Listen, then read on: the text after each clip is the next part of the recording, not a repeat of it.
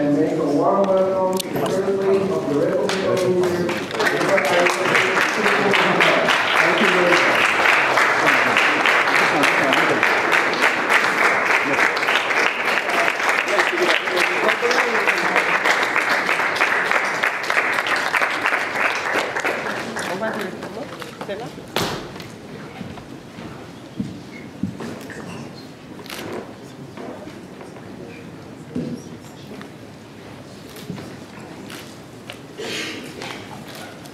Venons maintenant au volet éducation. Pour ce qui est de ce volet, qui est aussi l'objet de la conférence qui nous réunit, nous avons 4 objectifs spécifiques. Le premier, c'est promouvoir l'éducation des jeunes, surtout des jeunes filles. Le deuxième, c'est promouvoir la formation professionnelle et l'insertion sociale des jeunes. Ensuite, nous œuvrons pour la promotion des STEM, c'est-à-dire les sciences, technologies, ingénierie, mathématiques. Et nous faisons également la lutte, nous œuvrons aussi pour la réduction de la fracture numérique. Excusez-moi, c'est le terme qui m'échappe. Donc voilà les 4 sous-objectifs concernant les objectifs spécifiques concernant le domaine de l'éducation. Venons-en aux réalisations. Et maintenant, venons-en au niveau de l'éducation. Au niveau de l'éducation aussi, j'ai retenu 2 grands projets. Le premier projet concerne l'informatisation des écoles.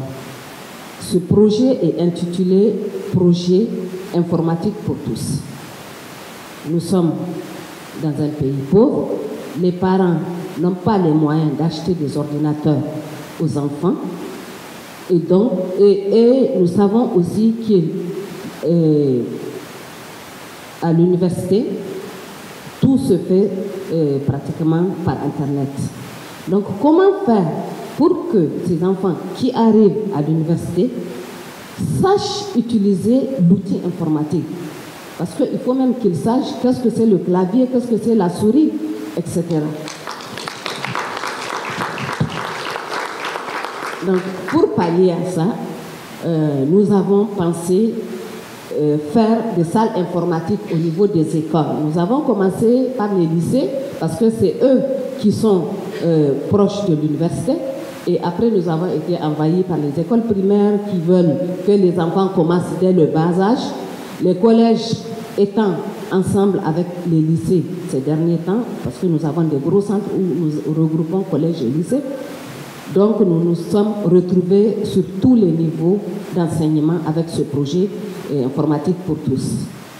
Le deuxième projet dans le cadre de l'éducation est intitulé, c'est le projet, je ne sais pas si ça s'appelle projet ou activité, c'est une activité annuelle que nous menons et qui est intitulée le prix d'excellence et de mérite du Niger.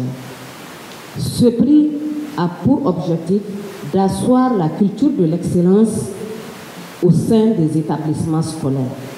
Et ce prix est notre grande fierté, et à la Fondation et au niveau de l'État du Niger. Son Excellence, la Première Dame du Niger, d'avoir partagé les actions qu'elle mène pour le développement de l'éducation et de l'enseignement supérieur des jeunes femmes au Niger, qui reflète non seulement sur le Niger, mais aussi sur l'ensemble de l'Afrique. Alors, Votre Excellence, j'ai juste une question à vous poser. Si vous aviez un message d'encouragement à partager aux jeunes filles qui peinent à accéder souvent, malgré elles, à l'enseignement supérieur, à des meilleures ressources en termes d'éducation, non seulement au Sénégal, mais sur l'ensemble du continent, qu'est-ce que vous pourriez leur dire aujourd'hui? Ce que je dirais à nos enfants, à nos sœurs, c'est qu'il faut rêver grand et il faut croire à ses rêves. Il faut s'approcher. Il faut qu'elles arrivent à penser qu'elles peuvent arriver. Et ce n'est pas au-dessus de leurs moyens. Il suffit juste d'y croire et de s'impliquer fortement. Merci beaucoup.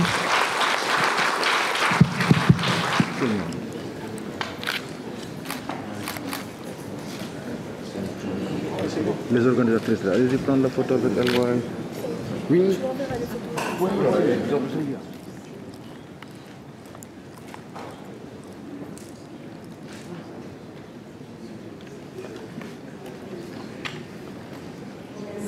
Maintenant, mesdames et messieurs, la première dame va se retirer.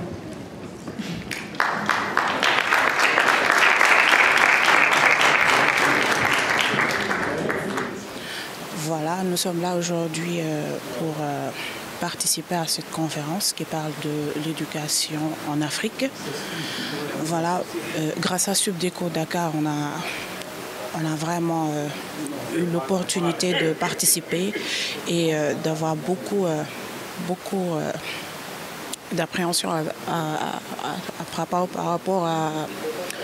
par rapport à cette conférence. Voilà, on a appris que toutes les femmes, toutes autant que nous sommes, nous pouvons réussir en Afrique. On ne doit pas systématiquement se prendre pour des ménagères et de rester toute la journée au foyer. Nous pouvons réussir dans n'importe quel domaine parce que nous sommes d'origine multifonctionnelle. Voilà, c'est ça. Nous sommes multifonctionnels, nous avons cette capacité et nous pouvons réussir. Voilà. Bon, tout d'abord, nous pouvons beaucoup y gagner parce que ça nous sensibilise beaucoup, nous en tant que jeunes femmes, pour pouvoir réaliser nos projets, pour avoir plus d'ambition et voilà quoi, être au même statut que tous les hommes.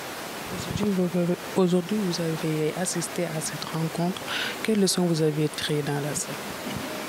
Bon, tout d'abord, à part le fait que nous pouvons réussir en tant que jeunes femmes, avoir nos projets, aussi ambitieux soient-ils, nous pouvons les réaliser et en même temps, voilà quoi, on gagne une place dans la société.